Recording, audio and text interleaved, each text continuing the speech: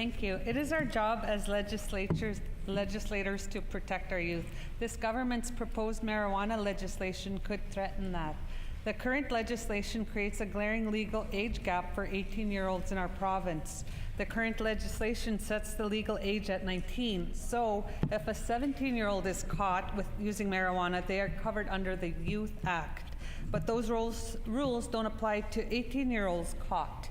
Under the government's current plan, if an 18-year-old is caught, it would be considered a criminal offense with the possibility of a $100,000 fine and 1 year in jail. Why is this government singling out 18-year-olds for such a harsh punishment for something that is perfectly legal for 19-year-olds and older?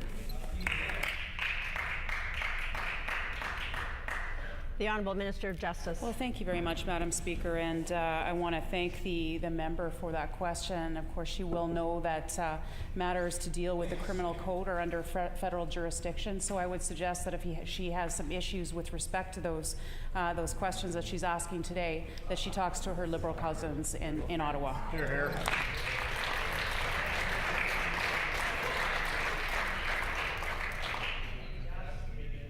The Honourable Member for Kuwait-Nook on a supplementary question. Justin, every family in Manitoba has been touched by addiction, and we are all equally concerned about it being too easy for our youth to get access to drugs. However, this government is proposing a law that will put 18-year-olds in jail or fine them $100,000. These are harsher than any laws relating to alcohol, which is so backwards. Legal alcohol has always had serious social costs on families and communities. In addition to reducing the legal age to 18, will the province commit to using cannabis tax revenue to create youth addictions treatment centers in communities right across our province?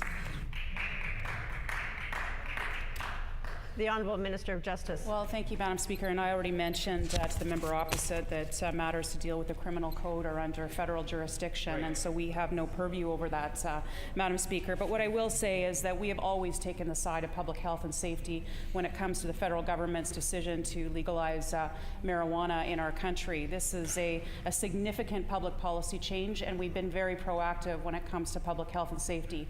It's why we introduced the Cannabis Harm Prevention Act. It's why we've introduced these bills before the legislature today to always put the public health and safety of Manitobans first. And I will remind members opposite that when we introduced the Cannabis Harm Prevention Act in this chamber, which protects children, all children in this province, members opposite voted against it.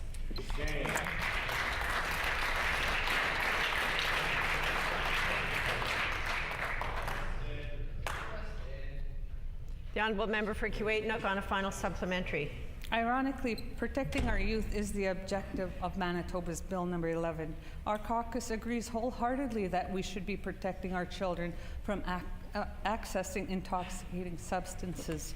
In Manitoba, an 18-year-old is an adult. They can legally buy alcohol, property, or join the military, all of which can be viewed as dangerous and all have lifelong implications.